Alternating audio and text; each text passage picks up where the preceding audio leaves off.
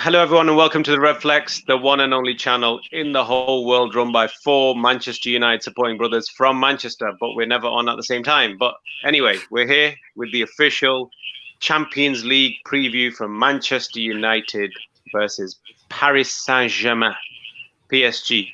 A little bit of hope we had early on because we have recently beaten the mighty Newcastle. Do you think that means anything for the next game, Cass? First of all, I just want to say that after a long time, international duty came in the way, international matches. I actually woke up and thought, you know what, I can go on Sky Sports News, I can go on any football platform, and I can put my head held up high, and I can have conversations with people again. So that was nice. In terms of PSG, and in terms of where we are, I think it's a step in the right direction. I think even if we were in we'll call it the post-lockdown form, a game against PSG would be difficult. Do I think Man United are going to win tomorrow? Sorry, not tomorrow, Tuesday. I still don't think that we're going to win, but I am confident that we might be able to nick a result. And I think that would be a good result if we leave Paris with a draw. Harris, what do you think? I think it's good, isn't it? Back in the big time with the big players, hear that Champions League music. We're not having to sit down on a Thursday night to watch a bit of Europa League. So it's good to play on a Tuesday, Wednesday, and back with the big boys. I just think PSG will be a little bit worried because they'll be aware of what happened 2 years ago. I think that'll be in the back of their heads. If Ole gets the tactics right, they're out for revenge. I don't think it'll be a bit of revenge. I think they'll be quietly aware that obviously, we've got some strengths and we do pose some danger, so they'll probably be a little bit more prepared for that. But I think if Ole gets the tactics right and, we can get some sort of game, flow going, to be honest, I can see us winning this one, 2-1. So talking about the dangers that we pose, what do you think is the best option for us in terms of how we set up, Cass? How do you think we should set up against PSG? Yeah, I think in a game against any big boys in the Champions League, it's something that you definitely need to reflect in terms of the tactics. In terms of PSG, I think it's a great time to play them at the moment. They've got a lot of injury problems. It's been reported. Neymar was rested over the weekend. To try and kind of keep this short and sweet, I think our only option is to try and soak up the pressure. Even though our defense is, we all know the state of our defense. But I think if we can keep a nice compact shape, try and have a low block which doesn't expose Maguire and Lindelof into kind of running in the channels with Neymar and Mbappe. I think we've got the pace, we've got the attacking qualities to hurt them. And I think counter-attacking system would be the best way for us to get any points. How would you set up formation-wise quickly? I would go for a hybrid between 3-5-2 and 5-3-2. Give us that defensive solidity, and also use our strengths in terms of we can put Telles in on the left wing back role. Luke Shaw normally does well on the left side of a three. And then we can play our, Fernandes, Pogba, and we've got two strikers. And I'm sure one of those positions are going to be filled up by a certain Edison Cavani, who will be chomping at the bit to make sure PSG suffer for letting him go. Has? Yeah, I think there'll be a bit of element of Cavani trying to do on over his former employers, definitely. But to be honest, I can't see him starting this game. I think the way that we're going to be set. Exactly. I think the way we're going to be set up is counter-attack. You want someone quick, mobile. I can see maybe, for me, it's going to be a front three of most likely. It's going to be James on the left, Rashford up front, and Greenwood on the right. For me. No, Martial is available. You know that, don't you? Oh, sorry, yeah, Martial is playing. Yeah, sorry, yeah. So it'll be the standard, doesn't it? Rashford, Martial, Greenwood. I think Matt has got to play, I think Matt has to play. I think that we're not going to have the ball against them. So when we do get the ball, we need to do something with it. And if we're not being able to create, I think we're going to struggle. So I think this is where Matt comes into it. Yeah, I mean, it depends which way you want to go with. You might get 1 or 2 shots.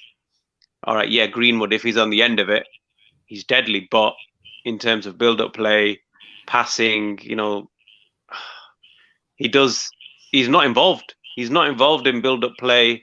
Whereas Mata, looks after the ball, keeps hold of it. He's doing all right. He's in good form now. The thing is, with his age, he might not be able to do it all season anyway. So why not do it while he's in form? I just think, I think 2 games in 3 days, 3-4 days. I think that might be too much for him.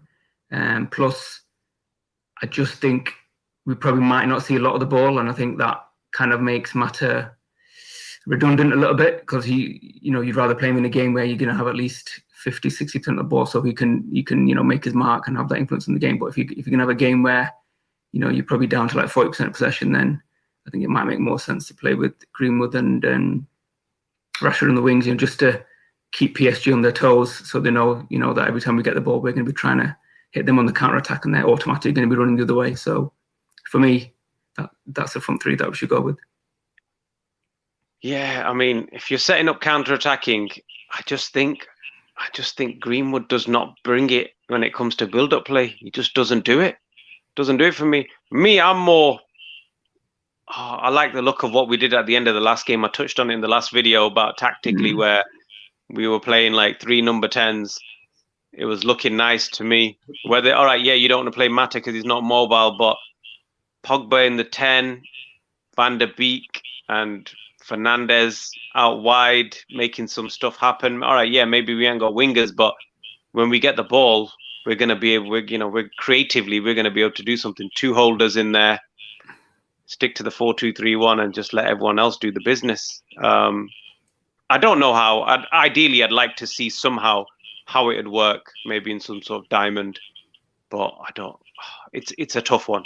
It's a tough one, and I think that if we're able to get a draw out of this, I'd be happy, just to kind of keep a nice momentum going. Got a nice win, get a nice draw against PSG. Confidence is high. Go into the Chelsea game. I think it's a Chelsea game. We go into that game, just to keep the momentum going, because we get a big beating from Neymar and Mbappe, and we're back to 2 weeks ago. We're feeling the way we felt after Spurs game. Right, the Spurs game different because we didn't expect it. This one we're sort of half expecting it, but it's still going to hurt nonetheless. What do you think? I think these kind of games are actually the games that Man United have, under Ole Gunnar Solskjaer, have done really well against the big teams, where we soak up the pressure and we attack with pace, we attack with quality. So these are kind of the games you kind of call it a free hit. It can never be a free hit because Man United are expected to win every single game and win every single trophy. But depending on where we are right now, depending on the players that we have available, I definitely think counter-attack is the way forward. The only concerns that I have with the front three of Rashford, Martial and Greenwood, which seems to be Solskjaer's preferred trio, is I think Jose Mourinho brutally exposed the lack of tracking that Rashford and Greenwood do. And I don't think we can take that risk. I don't think we can take that risk. And just one last thing before we move on, I am still in a state of shock that Harris would suggest that Daniel James would be on the left wing against PSG. In front of me, how could you say such a nonsense statement like that? That was under the impression that he shouldn't be on that flight. He should not be on that flight to PSG. That was under the impression that Martial was still suspended, but as Usman pointed out, he's going to be available. So I think you'll be quite happy to know that James will probably be on the bench. So I mean, again, going back to the question, I think there is a couple of ways we can play, which is good. I think that'll keep PSG on their toes, knowing that we've got different personnel that we might put in there, different formations. I mean, I'd personally stick with what Kasim said, 5-3-2. In that way, you potentially don't have to play all 3 of them. You might just decide to stick up with Rashford and Martial, maybe. So, and then kind of like shore up that midfield. You can have maybe Pogba, Fernandes, Matic, and then hopefully Tellez and like Wan-Bissaka on the like wing back position. So there's a few ways we can play. But I think out of this group, if you said at the start, which is a game that you'd probably accept to lose. It's this one, isn't it? Against PSG away. So yeah, I mean, it's bad that we're even thinking that you know, that we possibly will lose to PSG. But I think not losing is probably the way to go forward at the moment, especially with the form that we're in. But yeah, I think with all the points, considering points that you're both making, I just can't see us not playing a 5 at the back, because obviously Neymar and Mbappe are gonna be all over us down, you know, exploit us down the wing. So without the extra, without the extra man, it's going to be difficult. Either that, or he's going to do the McTominay thing, where McTominay drops into the third centre back / he's a man marker. Like, he was all over St. Maximin yesterday, and then obviously tracked him. He even ended up in defence as well. So unless he wants to try and do a job on someone, Ole, but how do you do a job on Neymar? How do you do a job on Mbappe? I don't think it's possible. So I think you just got a low block, and then just kind of hit him fast. So our fastest players need to be on the pitch. Either fastest physically or fastest mentally need to be on that pitch. He's gonna play. I think this Pogba dropping thing was more to do with this game. So I think Pogba's gonna play. I think Matic is gonna play. Bruno's gonna play. So there's your midfield 3, depending on what formation you think it is, whether it's a 4-2-3-1 or whatever. But yeah, they're nailed on for me. Rashford, after his goal, has to potentially. Martial obviously is our striker, so there's no, you know, you might as well play him. So it's a tough one. I'm looking forward to the game. You know, it's what we are, isn't it? Man United, we're about these Champions League nights. We're about the big games. We're about playing against the biggest teams. Like last year when we were watching some of the Europa stuff, it didn't really mean anything to me until the very, very late stages. But now, first game in PSG, boy, we're in the mix. I think I missed the video. It was a great show, by the way. The video reviewing the Newcastle game. I just want to put out there that I was somebody who said that Ole needs to have, you know, that faith in himself to make these tough calls. I think it was a really brave decision to start with Fred and McTominay against Newcastle, and boy, 100%. That it paid wonders. I think in a game like PSG, you need a team that's full of energy, a team that's going to give you a lot of effort.